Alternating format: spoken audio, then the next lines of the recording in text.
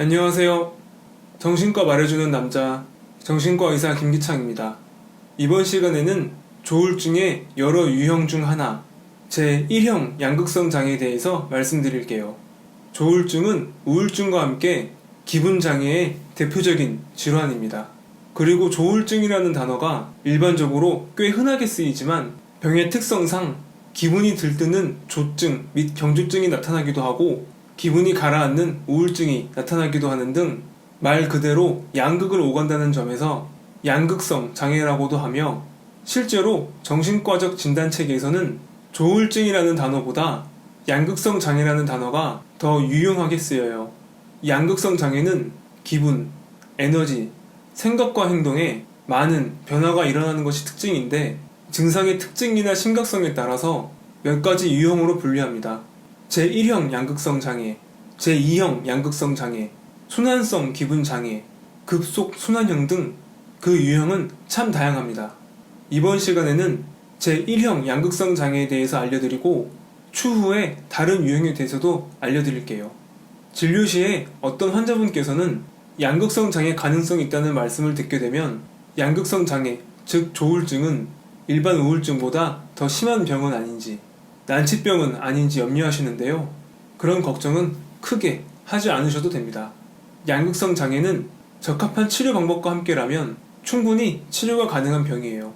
정신건강의학과 전문의가 내리는 진단은 환자분 스스로가 현재 본인이 어떤 상태인지를 알고 어떻게 해야 더 나아질 수 있는지 도움을 드리기 위해 하는 것입니다.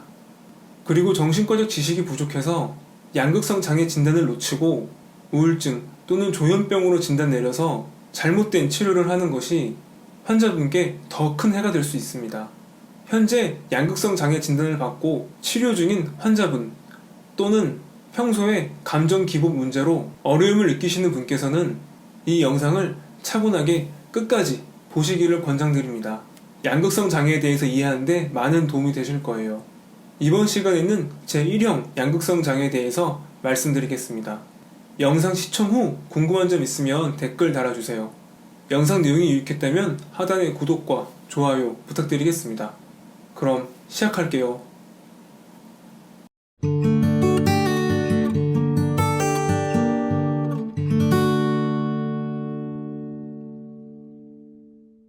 제1형 양극성 장애는 우울증 상태에 있게 되면 일반적인 우울증과 아주 유사한 양상을 보입니다. 하지만 일반적 우울증과는 전혀 다른 질환이에요. 제1형 양극성 장애를 진단받는 환자분들은 대개 처음에는 우울사파로 시작합니다. 즉, 우울한 기분, 불안과 초조, 피로와 기력 저하 등의 증상과 함께 미래가 비관적으로 느껴지고 자신감, 자존감이 저하됩니다. 개인 차이는 있지만 이런 기간이 수주에서 길게는 수년 동안 지속, 반복되다가 갑자기 어느 시기가 되면 조증사파가 시작돼요. 조증사파가 시작되면 우울증으로 인해 우울하고 불안하며 몸에 기운이 없어 힘들었던 상태가 언제 그랬냐는 듯 싹 사라집니다. 우울사파 시기와는 완전히 반대로 몸에 기운이 넘치고 일상이 신나고 행복해요. 하지만 안타깝게도 이런 시기는 그렇게 오래 가지는 못합니다. 대부분의 환자분들은 조증 초기에는 행복감에 도취되지만 점차 과민한 기분으로 바뀌면서 사소한 일에 분노를 느끼고 과격한 행동을 할 수 있어요. 주변 사람들과 별것 아닌 일로 마찰이 자주 발생하고 무분별하고 충동적인 과소비나 사업계획 등으로 가족과 충돌이 생깁니다. 환자분들은 자신의 감정을 조절하지 못하고 극단적인 기분 상태에 이르면서 대인관계, 직장 및 사회생활, 가정생활에 심각한 문제가 발생해요. 제1형 양극성 장애는 가장 심한 형태의 양극성 장애로서 유병기간 동안 한 번 이상의 조증사파가 있는 것입니다. 조증사파의 정의는 다음과 같아요. A. 비정상적으로 들뜨거나 의기양양하거나 과민한 기분, 그리고 목표지향적 활동과 에너지의 증가가 적어도 1주간, 만약 입원이 필요한 정도라면 기간과 상관없이 거의 매일, 하루 중 대부분 지속되는 분명한 기간이 있다.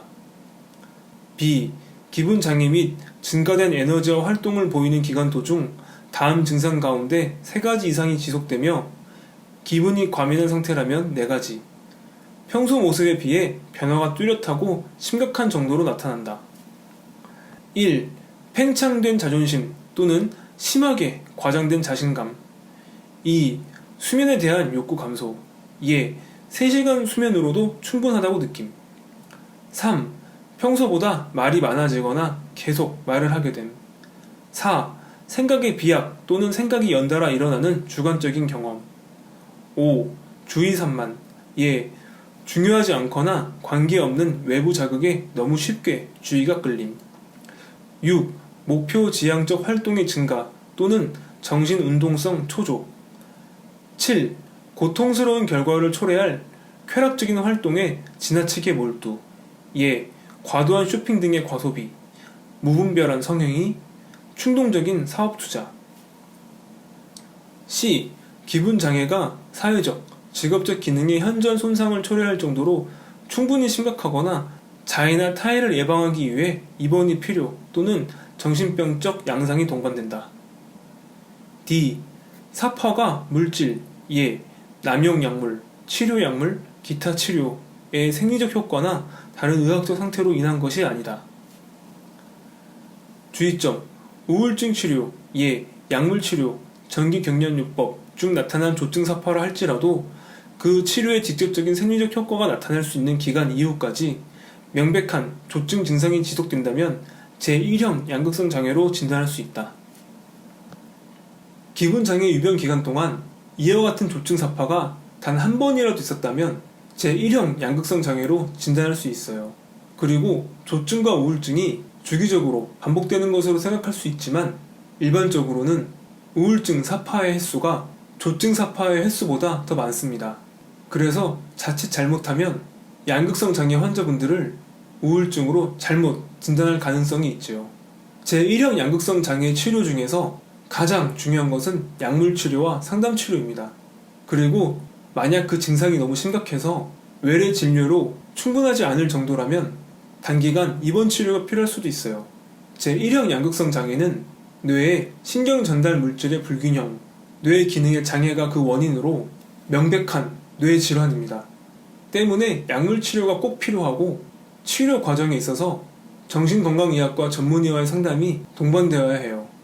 제1형 양극성 장애의 증상은 그 정도가 꽤 심각해서 예방이 특히 중요한데 환자분들께서 혼자 시행할 수 있는 예방법으로는 크게 2가지가 있습니다. 첫 번째, 규칙적인 생활 리듬을 유지한다.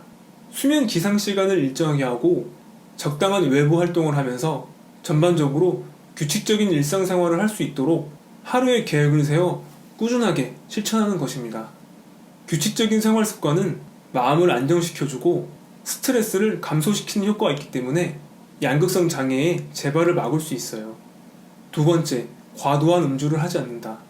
과도한 알코올 섭취는 감정 조절 능력에 악영향을 주고 장기적으로 우울한 기분을 더 악화시키는 결과를 초래합니다.